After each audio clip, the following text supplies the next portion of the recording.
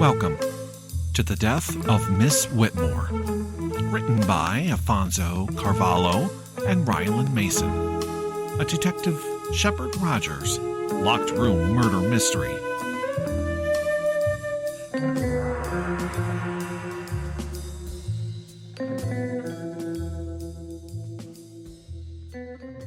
Hello, friends, and welcome to The Death of Miss Whitmore. In last week's chapter, Tyler and Henry try to get into the second hidden room, but they have no luck. They look in the basement for a trap door or a hidden door leading into the secret space. Finding a secret door, they pull it open to reveal a series of hidden rooms. Not what they were looking for, but an unbelievable discovery. Noticing a thick layer of dust and cobwebs, it's obvious no one has entered here in a very long time. Chapter 13. Secrets and More Questions. 8:50 a.m., Henry Adams pulls up to the curb in front of Valley Perks and Treats. He exits his car and runs into the coffee shop. Good morning, Molly. Has Shepard been in yet? No, not yet, Henry. Good. I'll take 3 large caramel lattes. Thank you, Molly, Adam replies as he pays for the coffees. He turns to Molly. If Shepard or Captain Plant come in, please tell them I got them covered. Sure thing, Molly replies. As Henry returns to his car, he gently places the coffee tray on the passenger side floor and proceeds to the station. He pulls into his parking spot, gathers his bag, and exits the car. Going to the passenger side, he opens the door and grabs the coffee. Adams enters the station and climbs the stairs to the second floor. He approaches his desk, drops his bag, grabs a coffee, and heads to the captain's office. Good morning, Captain. I got you a coffee on the way in. Thank you, Adams. Good morning. Is Rogers in yet? Not yet. When he gets here, we can start our meeting, Captain Plant states. Heading back to his desk, he sits, sips his coffee, and reads and rereads his notes, still trying to put the pieces together. Lost in thought, he lets out a yelp and a jump when Shepard places a hand on his shoulder. Sorry, I didn't mean to scare you.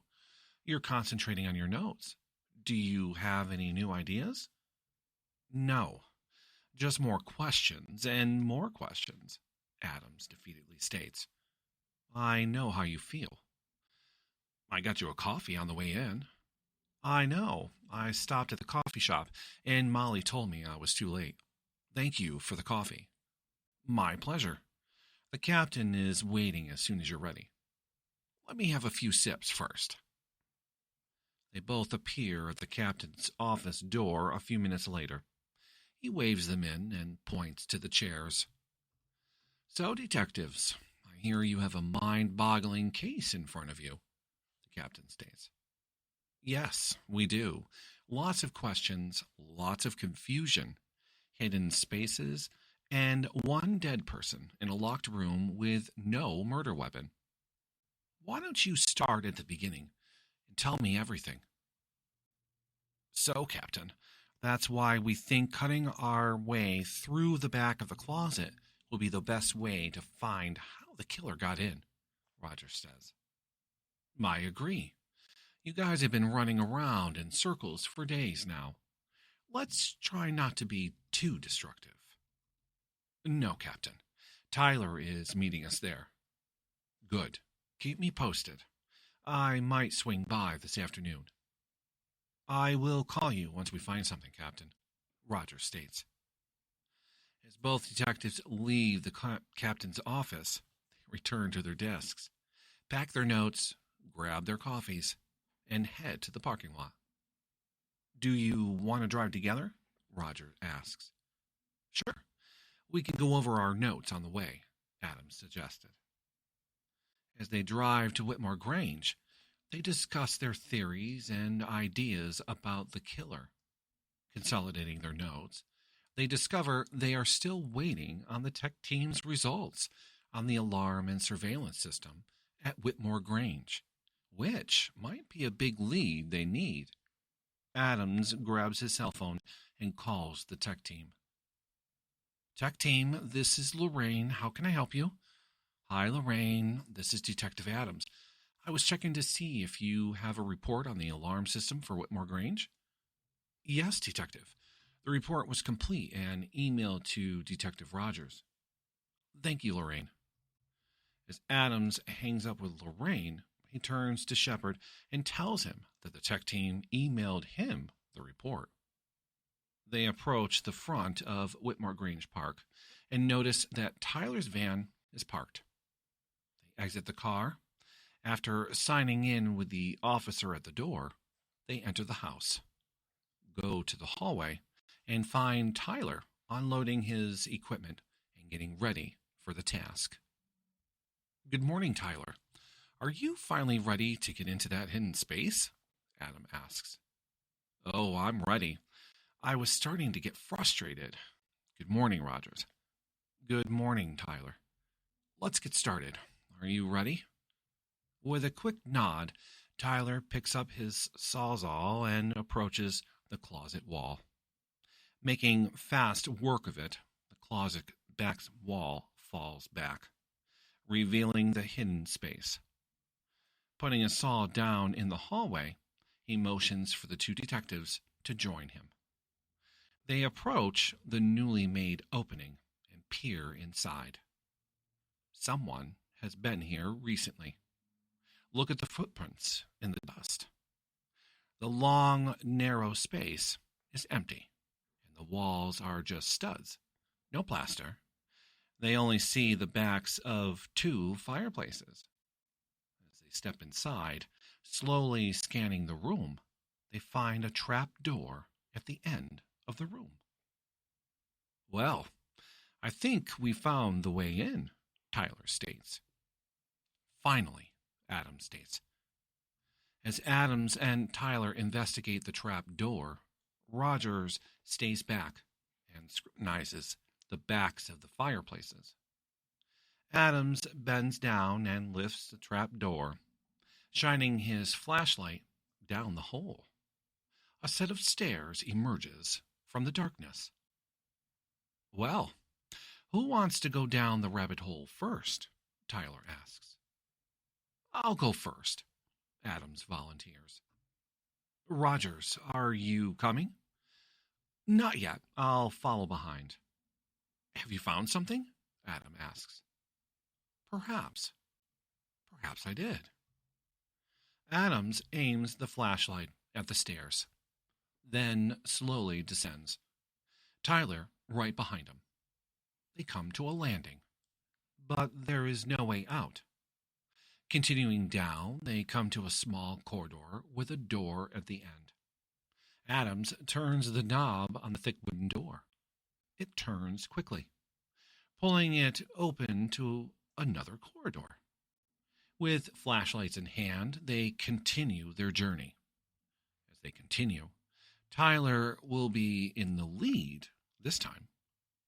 They notice that the tunnel's walls, floor, and ceiling are covered with brick, with the center of the roof black from hundreds of torches passing through the tunnel.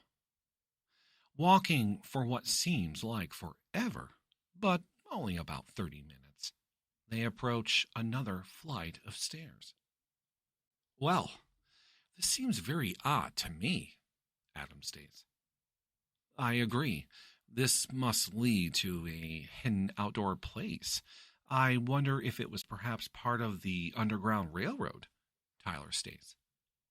Did it run this far north? Adams questions. It did. Into Canada. Verified tunnels have been found, Tyler replies. I bet that's why there's no entrance from the house into the hidden room. That's where they would hide, Adam says. Let us continue and see where this comes out, Tyler suggested. Both men climb the stairs leading to a large landing. On the landing is another large door. This time, the door is a solid metal with a metal wheel in the center connected to two metal bolts, locking the door on each side. Tyler and Henry grab the wheel and rotate it. With a loud clang, the bolts retract, and they swing the door open. Emerging into the sunlight, they both turn to see where they just came from. Oh boy, I need to call Rogers. He's never going to believe this, Adam says. I don't believe it myself, and I just walked through it, Tyler comments, still in disbelief. Adams removes his cell phone from his pocket and dials Shepard Rogers. He still can't comprehend his discovery. Adams, what have you found? Shepard, you're never going to believe this. I still can't believe it. And I'm standing right here. Tell me, Henry. No, I think you need to experience it. Follow the tunnel, and I will meet you on the other side, Henry says. Okay, I'll see you soon. As they wait for Shepard to emerge, Tyler places a large rock in the door frame so the door will not close. They both examine the outside of the door and find a large round floral motif. Rotating it, they hear the bolts clang closed. Adam sits on the bench as Tyler takes dozens of pictures with a cell phone to document their new find. About 30 minutes later, Shepard reaches the open metal door. This is an interesting outcome, Shepard replies, looking around. Like, comment, and enjoy listening. Also, please check out more stories by Ryland Mason, including Afonso's Favorites, A Haunting in Stratton, and Jack Jameson. There are many more excellent stories, including the latest book, Found on the High Seas, in which chaos and a bad storm send the ship into a roll and capsize it, trapping everyone inside. Listen to find out what's happening. Also, I wanted to say hello to Sandy and wanted to say thank you for listening.